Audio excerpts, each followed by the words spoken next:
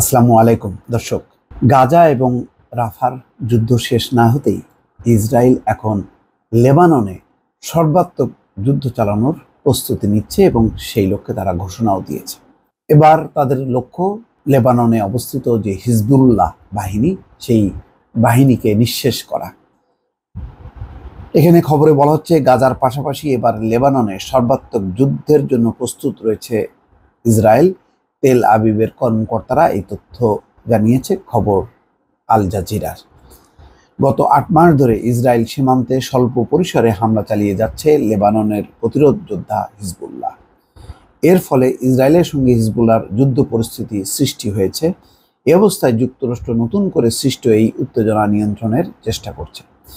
দিনের বেলায় হিজবুল্লাহর ধারণ করা ড্রোন ফুটেজে ইসরায়েলের বন্দর শহর হাইফাকে দেখানো হয়েছে। এছাড়া বেসামরিক লোকদের চলাচল ও তাদের সামরিক এলাকা সহ শপিং মল ও আবাসিক স্থাপনাও দেখানো হয়েছে।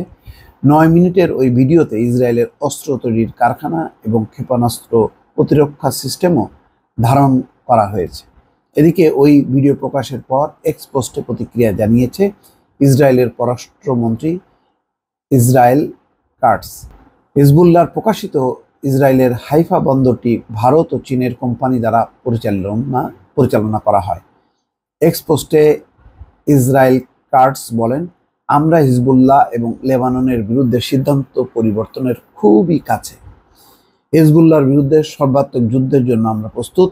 এতে লেবাননও ক্ষতিগ্রস্ত হবে। ইসরায়েলের উত্তরাঞ্চলের সামরিক বাহিনীর কমান্ড এক বিবৃতিতে জানিয়েছে, ইতিমধ্যে আমরা হিজবুল্লাহর বিরুদ্ধে লড়াই চালিয়ে যাচ্ছি। এটিকে আরও বৃদ্ধি করার পরিকল্পনা রয়েছে। গাজায় গত ৭ই অক্টোবর থেকে ইসরায়েলি হামলা শুরু হওয়ার পর থেকে হিজবুল্লাহ ইসরায়েলের উত্তরাঞ্চলে হামলা চালিয়ে যাচ্ছে। উভয় পক্ষ থেকে যুদ্ধের কথা বলা হচ্ছে।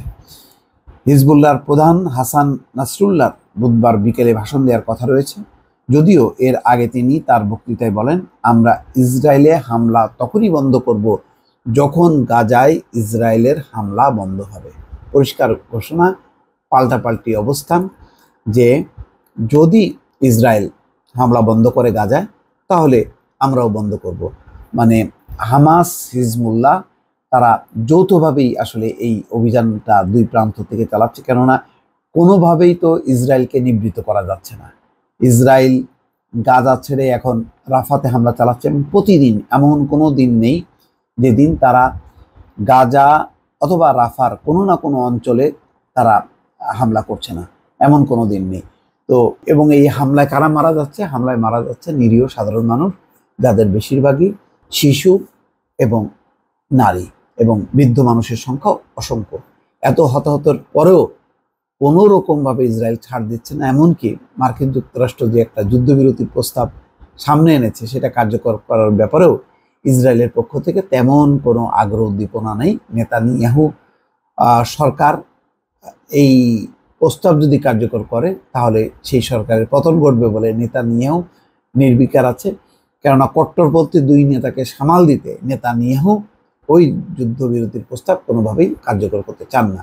সমস্ত দোষ চাপানো হচ্ছে হামাসের উপরে, যে হামাসই মূলত দায়ী। এই অবস্থায় মার্কিন যুক্তরাষ্ট্র দৌড়ঝাঁপ করছে, কিন্তু দৃশ্যমান কোনো অগ্রগতি এখনো দেখা যাচ্ছে না। দর্শক, ভালো থাকবেন। আল্লাহ হাফেজ।